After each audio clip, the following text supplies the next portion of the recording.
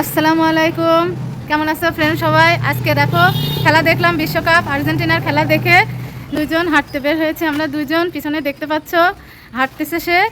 খুবই খুশি আজকে। কেন বলো তো, একটা হাড্ডাহাড্ডি খেলা দেখেছি, একেই বলে ফাইনাল বিশ্বকাপ খেলা।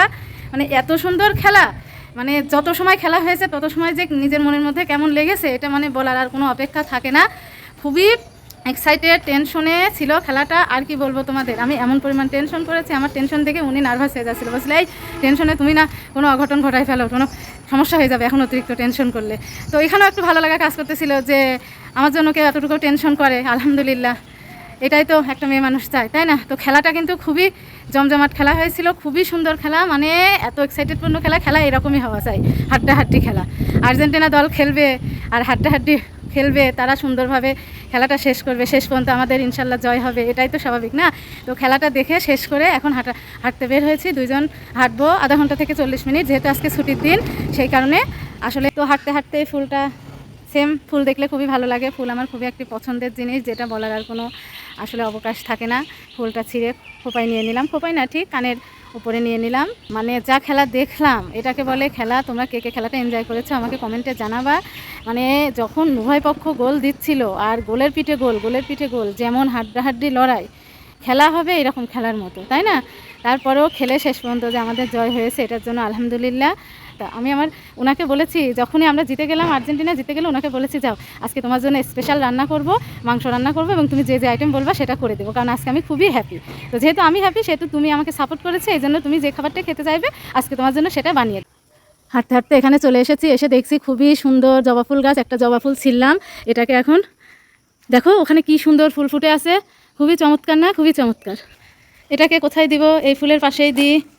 ফুল দেখলে খুবই ভালো লাগে। ফুল পছন্দ করে না আমার মনে হয় এমন কোনো নারী নাই। সুন্দর হয়েছে না? আল্লাহ, কত দূর হাঁটতে হাঁটতে চলে গেছে। তোমাদের সাথে গল্প করতে করতে আমি অনেক দূর পিছাই গেছি।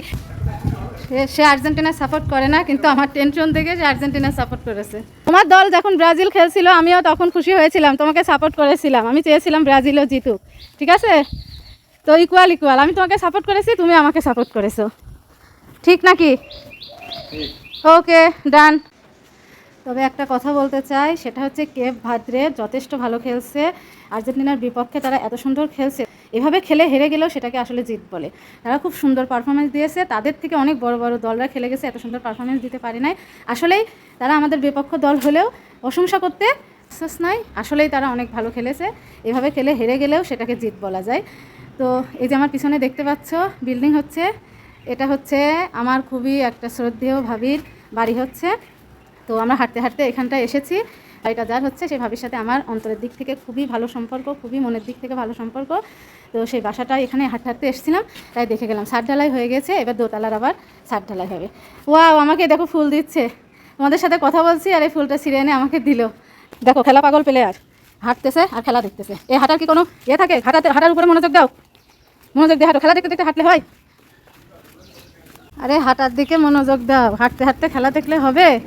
এটা কোনো কথা? এই দাঁড়াও, আমি ভিডিও করছি আর তুমি এত দূরে চলে গেছো। অত দূরে চলে গেলে কি হাঁটার মজা থাকে? এখন আর গল্প না, এখন জোরে জোরে হাঁটি দেবো। তো এখন হাঁটাহাঁটি করে বাসায় যেয়ে দেন বাকি কাজ সারবো। এখনকার মতো খোদা হাফেজ।